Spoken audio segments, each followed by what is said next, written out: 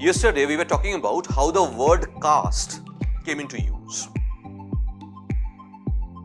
The original term I told you is Varna and Jati, right? Caste, subcaste are not the terms. How did these terms, caste and subcaste, came into use?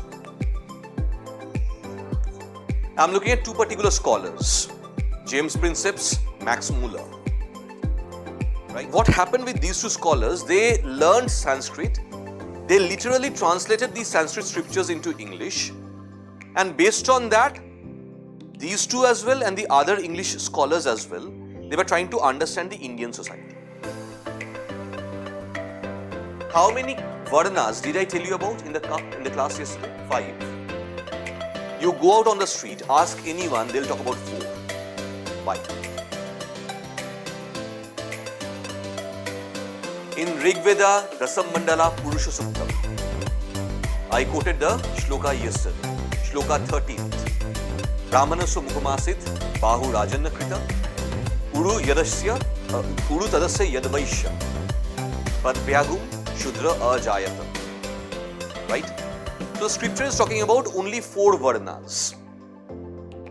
And that's exactly what the understanding of the common people are. And that's exactly what the understanding of these scholars were also. Because these scholars, they didn't come to India, they didn't study the field. They were just looking at the books, the scriptures. And based on the scriptures, they were making literal translations. So what idea they got, okay, there are 4 Varnas and all the Varnas are further subdivided into subcastes.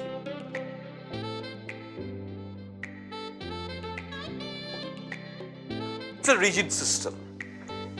And they compared this with the Portuguese casta system. Property. So it was these English scholars who were making the mistake, and they were thinking, okay, just like the caste system, the Varna system in India, we have another parallel among the Portuguese called casta system.